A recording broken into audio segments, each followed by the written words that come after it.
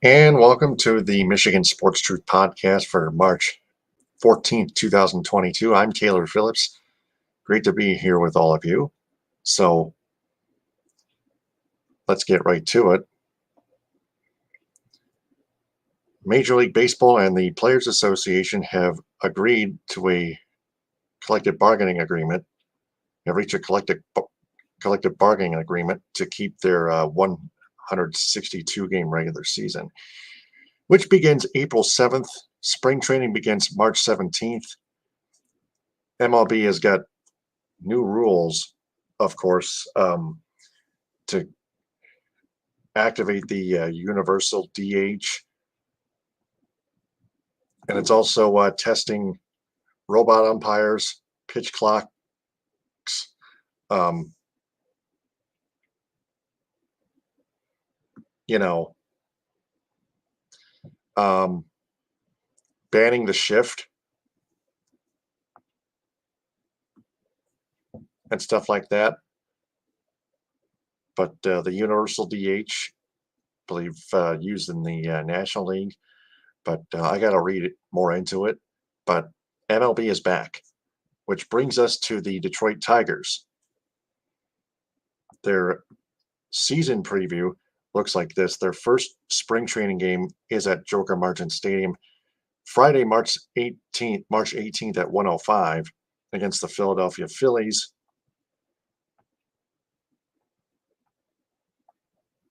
Not going to be for spring training's not going to be for too long.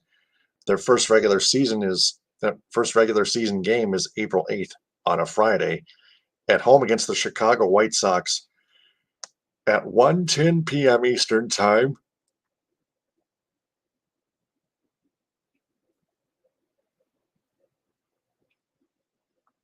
Then you got the Boston Red Sox and New York Yankees coming to Comerica Park later in April, plus the Colorado Rockies, the Tigers' first interleague play opponent.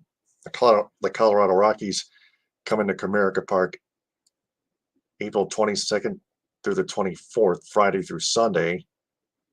Tigers play the Los Angeles Dodgers out on the West Coast from April 29th to May 1st. Tigers play at home against the Pittsburgh Pirates May 3rd through the 4th, 2 games. Or to take on the Astros, the defending AL champions, from the 5th through the 8th.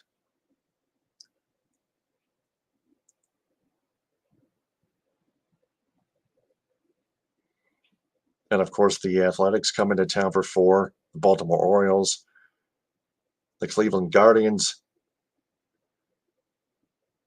take on the Tigers in Cleveland and in Detroit mid to late May. Tigers go to Pittsburgh on June 7th and 8th to take on those Pirates. Let me share this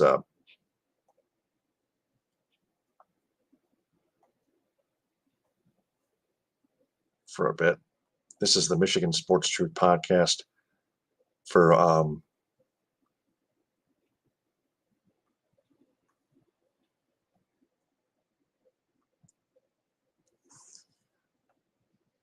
March 3rd, 2014. March 14th, 2022.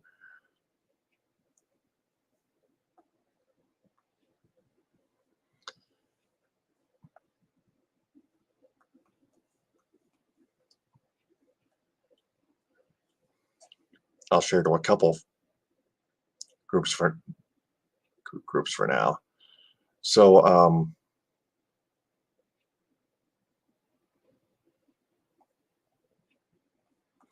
continuing on here, the Tigers play the Texas Rangers for 4 games, June 16th through the 19th. Then they head to Fenway Park to take on the Red Sox. Plus, they go to The Tigers go to the West Coast again to take on two interleague teams, the Arizona Diamondbacks and the San Francisco Giants. A 3-game set against the D-backs, and then 2 games against the G-men on June 20th to the 29th. And then the AL Central team opponents again. The All-Star break from the 18th through the 22nd. The Tigers play a doubleheader on July 23rd against the Minnesota Twins at home before playing game number 3 in that series on Sunday. Then the San Diego Padres come into town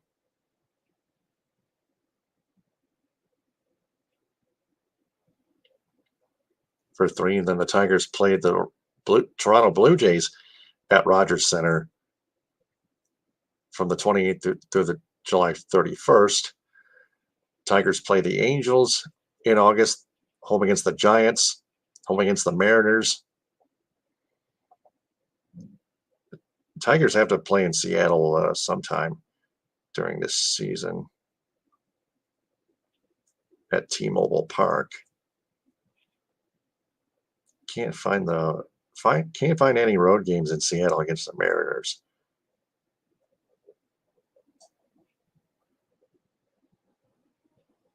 Anywhere.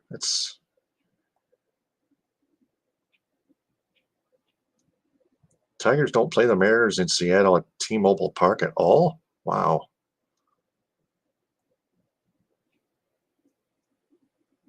But anyway, they signed Javier Baez, a shortstop, to replace Nico Goodrum.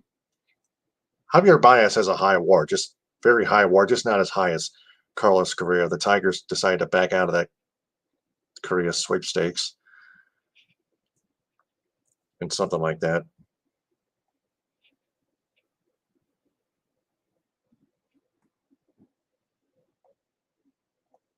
They still have AJ Hinch as their manager, which is good. Spencer Torkelson and Riley Green each got an invite to spring training. Hopefully they're called up.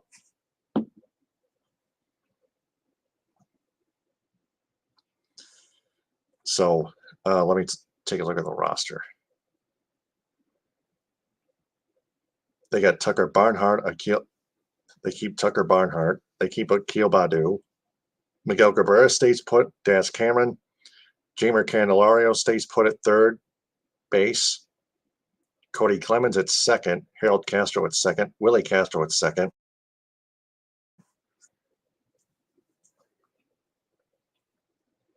Alex Fajito. Kyle Funkhauser. Michael Fulmer. Brian and Ronnie Garcia. Casey Mize, of course. Jonathan Scope at first. Zach Short at short. Where's Baez? There he is. Javier Baez is age 29.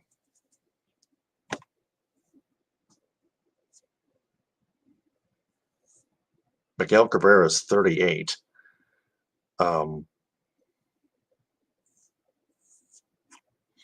Jose Cisnero, age 32. Wow, not that young anymore. Tucker Barnhart, age 31.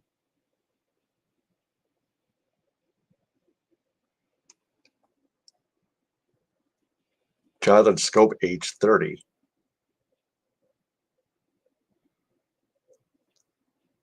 Jake Rogers is about to come back.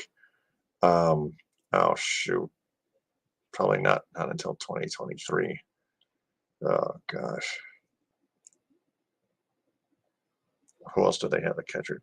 Garneau, Eric Haas. Yes, don't forget Eric Haas. He was a mighty mouse. Eric Haas. He was really productive for the Tigers last year. He was. Let's hope he keeps that up.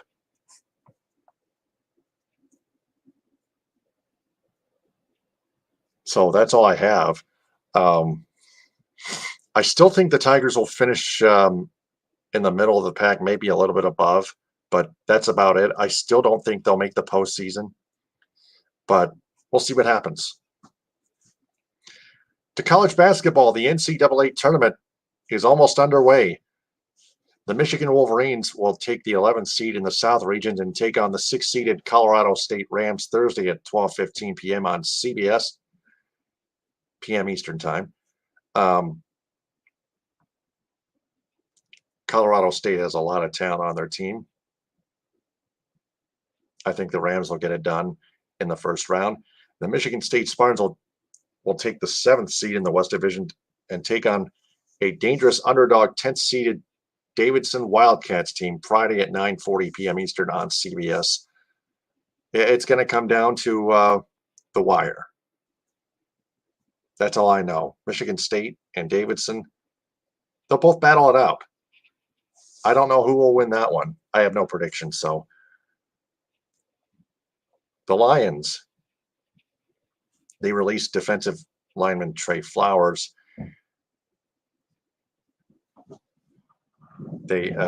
Bob Quinn signed him to a contract. Brad Holmes, he caught him. Good job, Brad Holmes. He re-signed Tracy Walker, linebacker Alex Anzalone, who is slow, but he made 78 tackles and 1 sack all year long last year for the Lions. Backup quarterback Tim Boyle, center Evan Brown, wide receiver Josh Reynolds, safety Jalen Elliott, linebacker Sean Dion Hamilton, and safety C.J. Moore. Josh Reynolds' contract is re-signing contract 2 years, $12 million. Tracy Walker, 3 years, $25 million. Center Evan Brown, just 1 year. Don't know how much money on there.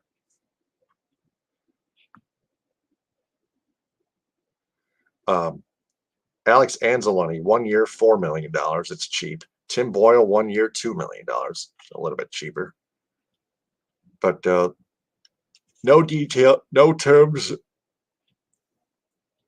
terms disclosed on Jalen Elliott, Sean Dion Hamilton, and C.J. Moore. But those are 8 players that the Lions are keeping total that they've re-signed. 2 of which, at least, expensive. Especially Tracy Walker's contract. Yikes. I mean, Tracy Walker is good. He is good. Not great, but good. But with that kind of contract, well, he better step it up. He'll need help as well. The Red Wings, 24, 28, and 7, 55 points, 5th place in the Eastern Conference wildcard standings, 24th worst in the NHL. They recorded 5 shots on goal total through the first 2 periods, through the first 40 minutes, and a 3-0 loss at Scotiabank Saddledome in Calgary against the Flames. Through just the first period, just 1 shot on goal. Just 1. Jeff Blashill doesn't even know how to coach up to NHL par. He really doesn't. It's simple. It'll take more than Jeff Blashill's termination to make this team better. Chris Ilitch needs to sell the Red Wings because he doesn't care as much as his father did, Mike. I'm not kidding. Steve Yzerman's a good general manager, but he's not getting much help from Chris. Chris Ilitch might control Steve Yzerman's mind. Chris Ilitch is a hack. Pistons, 18-50, 3rd worst in the NBA, already eliminated from playoff contention. So there you go. So Pistons regular season almost finished. Not gonna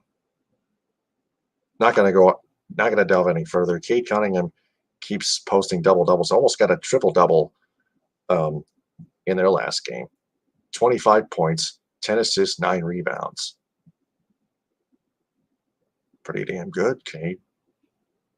So that's all I have for March 14th. This has been the Michigan Sports Truth podcast for March 14th, 2022. I'm Taylor Phillips. Follow the Michigan Sports Truth podcast on Twitter and Instagram at Michigan_Truth and on LinkedIn, and like it on Facebook and subscribe to our YouTube channel. So that's it. TTFN, ta-ta for now. Power to the people. Hit them with a high, and we rest our case. Stay out of trouble, stay safe, and stay warm.